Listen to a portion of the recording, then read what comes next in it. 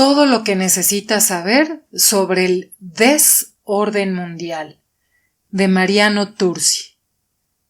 Capítulo 1. ¿Cómo miramos? Continuación. Punto 6. El sistema global de poder.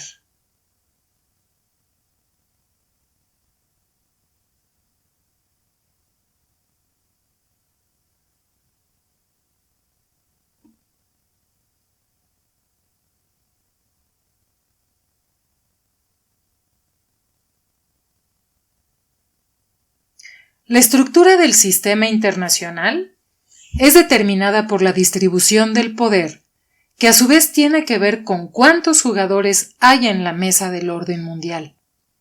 Hay tres distribuciones posibles. La unipolar, cuando un estado hegemónico concentra el poder económico y militar de manera dominante en el sistema. La bipolar, cuando dos contendientes, junto a sus satélites, se disputan el mundo en áreas de influencia. Y la multipolar, cuando existen más de dos estados compitiendo por poder e influencia. Los diferentes tipos de polaridades marcan a su vez distintos límites y oportunidades de lo posible y lo conveniente, condicionando claramente la conducta de los estados. Una analogía que utilizamos comúnmente para ilustrar cómo se configura el sistema global de poder es la de una mesa de pool. La distribución unipolar se asemejaría de este modo al momento en que comienza el juego, en el cual la bola blanca se encuentra frente a todas las demás, pero con el privilegio exclusivo de ser la única que abre. Por eso se dice que uno solo concentra el mayor poder en el sistema. Por ejemplo, en el año 2011, el presupuesto de defensa de Estados Unidos se acercó a los 720,000 millones de dólares. Esto equivalía a la suma de gastos militares totales de las 19 naciones que le seguían. Es decir, no de 19 países cualesquiera, sino de los países que en el ranking ocupaban los puestos 2 al 20.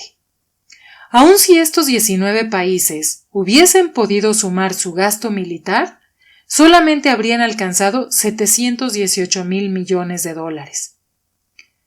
Para 2016, el presupuesto militar estadounidense era mayor al de los 9 estados que le seguían. Estados Unidos representa el 4.38% de la población global, pero 36% del gasto militar mundial. Los primeros 15 países en el ranking suman el 81% de los gastos militares globales. El resto del mundo, combinado, es responsable del menos del 20%. ¿Sabías que con el 13% del presupuesto militar mundial de 2015 se habría podido eliminar la pobreza mundial y alcanzar el hambre cero? Tabla. Presupuestos militares, año 2016. Posición, país, miles de millones de dólares, porcentaje del gasto mundial. Posición 1, Estados Unidos, 596,000 millones de dólares, 36% del gasto mundial. Posición 2, China, 215,000 millones de dólares, 13% del gasto mundial. Posición 3, Arabia Saudita, 87,2 mil millones de dólares, 5.2% del gasto mundial. Posición 4, Rusia, 66,4 mil millones de dólares, 4% del gasto mundial. Posición 5, Reino Unido, 55,5 miles de millones de dólares, 3.3% del gasto mundial.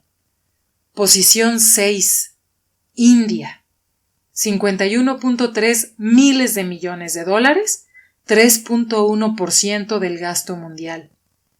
Posición 7.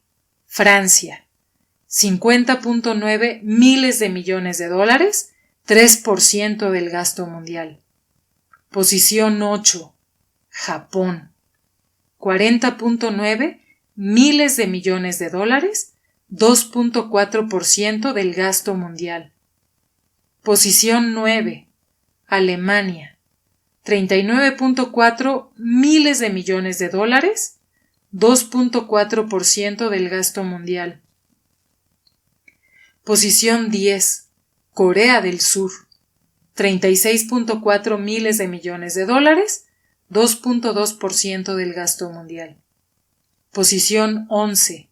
Brasil, 24.6 miles de millones de dólares, 1.5% del gasto mundial. Posición 12. Italia, 23.8 miles de millones de dólares, 1.4% del gasto mundial. Posición 13. Australia, 23.6 miles de millones de dólares, 1.4% del gasto mundial. Posición 14. Emiratos Árabes Unidos, 22.8 miles de millones de dólares, 1.4% del gasto mundial. Posición 15. Israel, 16.1 miles de millones de dólares, 1% del gasto mundial. Total del top 15, 1.350 miles de millones de dólares. Total mundial, 1.676 miles de millones de dólares.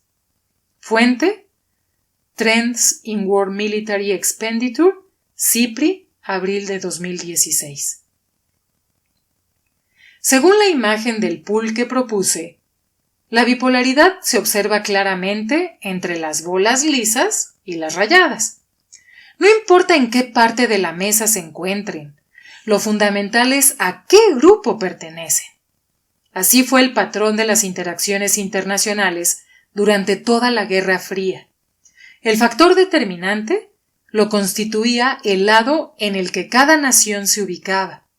Se podía estar con la democracia y el libre mercado, Estados Unidos, o con los trabajadores del mundo, Unión Soviética. Cuando en los años 60 el primer ministro indio Jawaharlal Nehru, el primer presidente de Indonesia, Sukarno, el segundo presidente egipcio, Gamal Abdel Nasser, el primer presidente de Ghana, Kwame Nkrumah, y el presidente yugoslavo Josip Tito Broz deciden constituir el movimiento de países no alineados, lo que buscaban era remover a sus naciones del conflicto articulador de la era.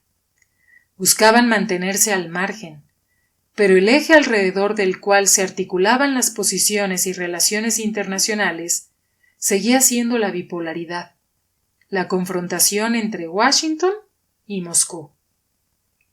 Hegemonía, por Monty Python. En el film La vida de Brian hay un diálogo que ilustra la hegemonía. En la arenga del Frente Popular Judaico contra la ocupación romana, Reg interroga. Reg: ¿y a cambio los romanos qué nos han dado? Joven 1: el acueducto. Reg: sí. Sí, eso sí nos los han dado, es cierto, sí. Joven 2: ¿y el alcantarillado? Eric Idle: sí, el alcantarillado. ¿Te acuerdas cómo olía antes la ciudad? Reg: sí, de acuerdo. Reconozco que el acueducto y el alcantarillado nos los han dado los romanos. Joven 3: ¿y las carreteras? Reg: evidentemente. Pero aparte del alcantarillado, el acueducto y las carreteras. Joven 4: la irrigación. Joven 5: la sanidad. Joven 6: la enseñanza. Joven 7: ¿y el vino? Joven 8: los baños públicos. Eric Idle: y ahora se puede salir de noche sin peligro. Michael Palin.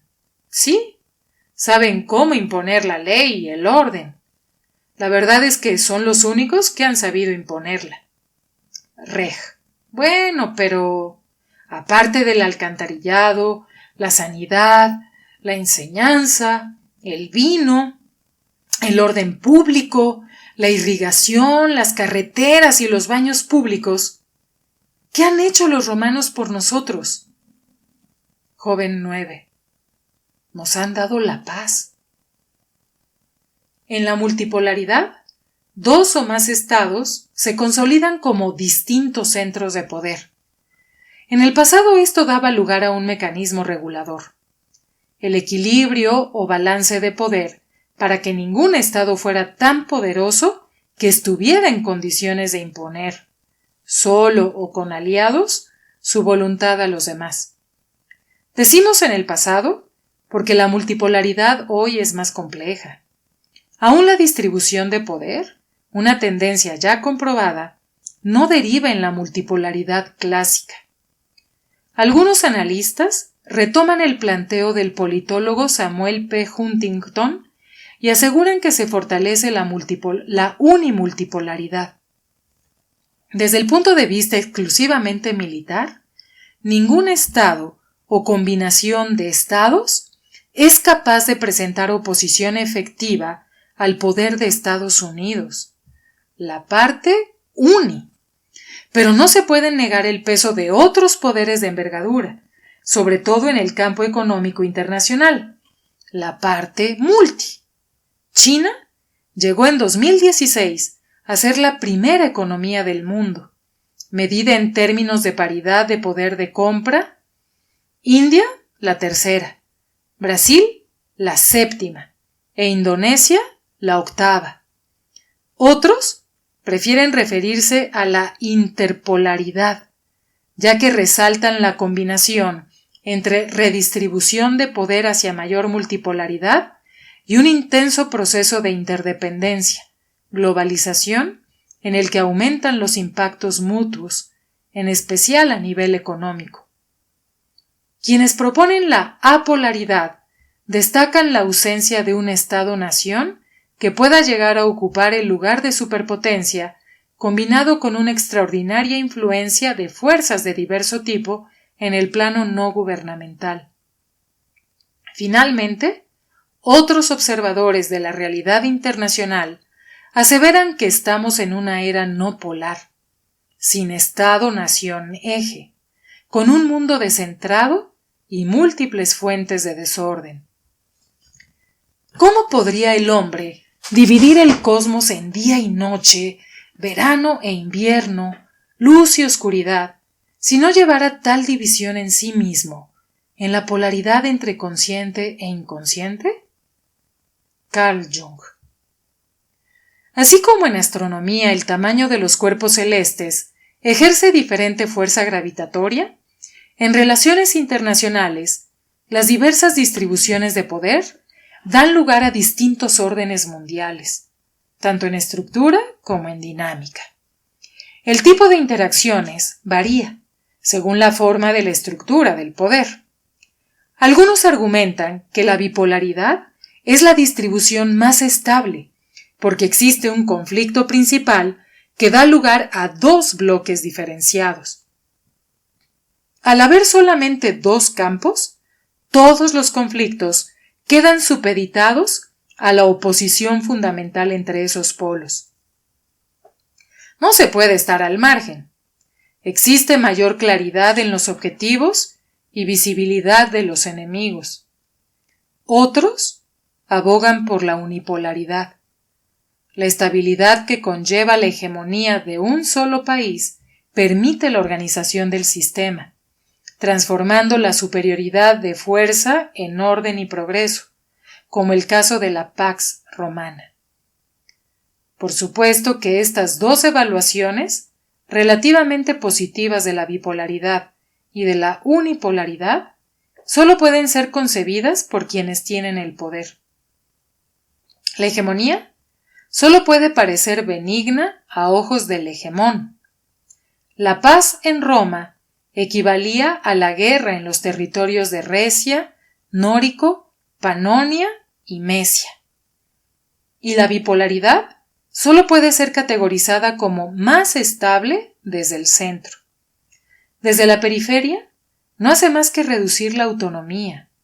Por ejemplo, en los años 50, el presidente de Guatemala, Jacobo Arbenz, nacionalizó tierras agrícolas en el marco de un plan de desarrollo productivo nacionalista. Pero parte de esas tierras pertenecían a la United Fruit Company, hoy Chiquita Brands, CQB. El presidente abonó el precio que la empresa misma había aducido que valían sus activos. Pero en el marco de la Guerra Fría, ese tipo de política pública se leyó como un viraje hacia el comunismo. La pregunta existencial en la bipolaridad era: ¿de qué lado estás? Y la respuesta, según la visión de Washington, se resumía en ¿con nosotros o contra nosotros? Cuando el presidente estadounidense Barack Obama anunció su visita a Cuba en marzo de 2016, a nadie se le ocurrió acusarlo de girar hacia el comunismo. Los vínculos económicos y políticos de Estados Unidos con La Habana significaban en la bipolaridad de 1962, cuando se impuso el embargo, algo muy diferente de lo que representaron en 1996, cuando se endureció con la ley Helms-Burton, y de lo que son en la multipolaridad de 2016. La salida de la rigidez de la bipolaridad permite la normalización y apertura. En pocas palabras, existen tres distribuciones esenciales de poder: unipolar, multipolar y bipolar.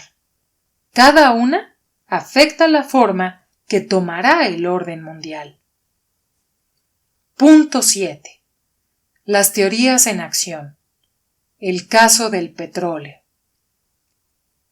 El verdadero test de una teoría es si sirve para abordar el mundo real. Ningún tema o producto internacional refleja mejor la compleja trama del orden mundial contemporáneo que el petróleo. ¿Cómo funcionaría sobre este mismo tema la aplicación de los postulados y recomendaciones de acción de las 4 teorías? ¿Qué aspectos de la cuestión iluminaría cada una? ¿Cómo interpretan la realidad y qué aconsejarían hacer? Finalmente, ¿cómo quedaría alumbrada la cuestión cuando utilizamos los 4 focos, en este caso teóricos? El petróleo representa un mercado mundial de 1.72 billones de dólares, 10 veces el valor del mercado mundial de oro y superior al valor combinado de todos los mercados de todos los metales. 4 países tienen más de la mitad de las reservas globales. Venezuela, 17.7%. Arabia Saudita, 15.7%. Irán, 9.3%. E Irak, 8.4%. Es el producto alrededor del cual se generó la matriz energética actual, que a su vez permite el funcionamiento de la economía internacional. Por eso, tiene una doble dimensión, comercial y de poder. Tendemos a creer que más allá de que todas puedan tener algún mérito, hay una teoría que se destaca por sobre las 3 restantes. Entonces nos identificaremos con ella, la haremos propia, nos enrolaremos. En este punto, la invitación final de esta sección es a acercarse a las teorías no como banderas bajo las cuales alistarse con dogmatismo, sino como herramientas a aplicar con pragmatismo. Para el realismo, el petróleo es un insumo estratégico vital para la seguridad nacional. Por lo tanto, su análisis y recomendaciones tendrán como objetivo asegurar el suministro seguro, confiable y continuado de este producto. Eso protege el interés nacional del Estado. Claramente, el realismo piensa en un producto que no solo permite el funcionamiento de barcos, automóviles y aviones, sino que determina la capacidad de movilización de portaaviones, tanques de guerra y bombarderos, lo que en última instancia determina la supervivencia en caso de un conflicto bélico. Allí residió parte de la motivación de la Alemania nazi para invadir la Unión Soviética durante la Segunda Guerra Mundial, controlar el centro industrial de Yarkov, la región del Donbass y los pozos petroleros del Cáucaso y Bakú. De hecho, la superioridad industrial del régimen de Stalin fue lo que les permitió resistir con éxito la Blitzkrieg alemana. Aún en tiempos de paz, el realismo conceptualiza al petróleo dentro de la estructura y dinámica de la seguridad energética. Así, propone proteger la propiedad de activos dentro de las fronteras, como la Reserva Estratégica de Petróleo de Estados Unidos, o asegurar contratos exclusivos en el extranjero, como son las concesiones que China logró en Angola o Sudán. ¿Sabías que, durante 2016, el mundo consumió 94 millones de barriles de petróleo por día? Los liberales creen que múltiples actores, sectores e intereses influyen en las acciones del Estado. Fabricantes, productores y consumidores, usuarios industriales y residenciales, algunos ganan y otros pierden con el petróleo barato o caro. El liberalismo aborda la cuestión desde su foco más económico. No ignora los impactos en materia de seguridad, pero entiende que la cuestión clave son las distorsiones de precios. Como estos reflejan la escasez relativa y la voluntad de pagar, el precio óptimo comercial se alcanza a través de la creación de mercados eficientes y competitivos. Sin esos mercados, la provisión es guiada por otros criterios, como pueden ser dar lugar a la producción cartelizada, las contrataciones directas o las concesiones. En todos los casos, se pierde eficiencia. El Estado no tiene a priori un punto de vista uniforme o consistente sobre el petróleo. El interés nacional, como único y coherente, desde una óptica exclusivamente estatal, no existe. Para los liberales, la función de los estados es generar las condiciones en las cuales las sociedades puedan desarrollarse. La certeza sobre el interés nacional del realismo, con respecto al petróleo, se transforma para el liberalismo en la pregunta: ¿el interés nacional de quién? ¿De los gobernantes? ¿De los ciudadanos consumidores de petróleo? ¿De las corporaciones que buscan controlar y vender el recurso? La tarea del liberalismo para el Estado es asegurar que el campo de juego esté nivelado y las reglas sean las mismas para todos los jugadores. Tampoco existe un interés nacional único o coherente. Esto no quiere decir que los liberales no estén de acuerdo con una intervención armada para restituir el libre flujo internacional de petróleo, como la Primera Guerra de Irak, liderada por George Bush padre, solo que consideran que la libertad de mercado transnacional es el mejor mecanismo para asegurar eficiencia en la producción y estabilidad en la distribución. El buen señor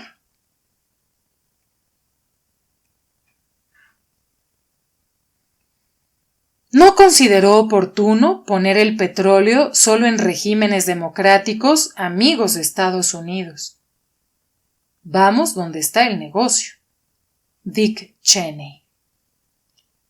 Desde el marxismo, se reconoce al petróleo como la tecnología base del sistema de producción capitalista.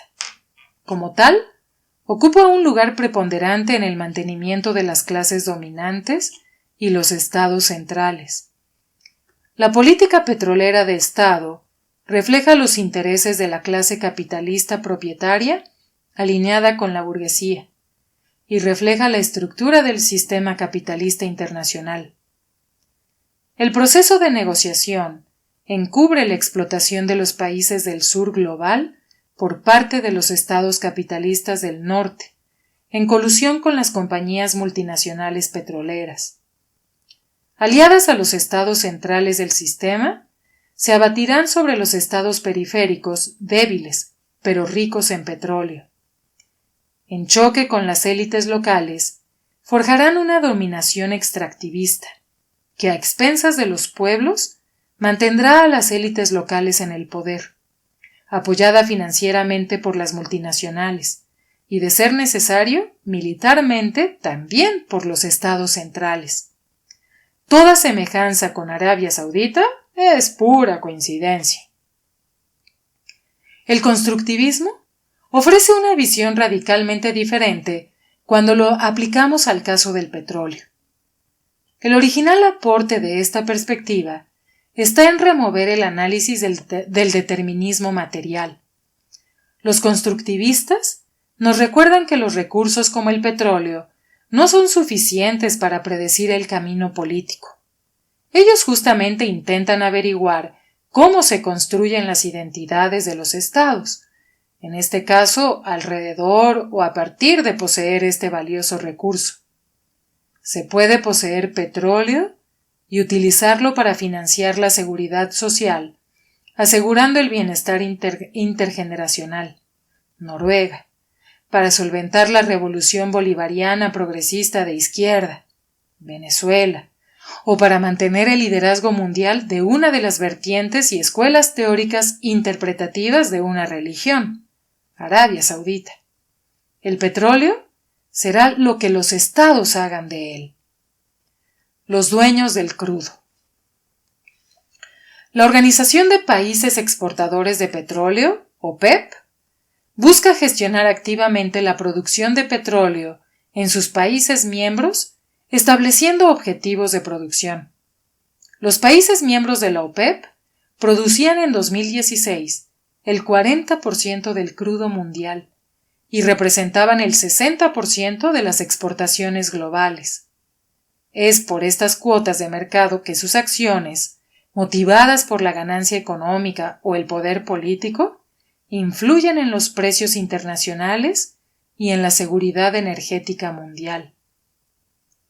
Luego de haber repasado las 4 teorías de relaciones internacionales, puede suceder que nos sintamos más identificados con una que con las restantes, pero así como no usaríamos un martillo para cortar o un serrucho para atornillar, cada una de ellas ilumina un aspecto de cualquier tema internacional que analicemos de forma diferente y a la vez complementaria.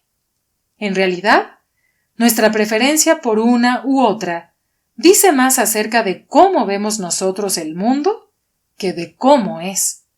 Como dice una conocida frase, no vemos las cosas como son, las vemos como somos. En pocas palabras, abordar cuestiones del mundo real es sustancialmente diferente según la teoría que se utilice.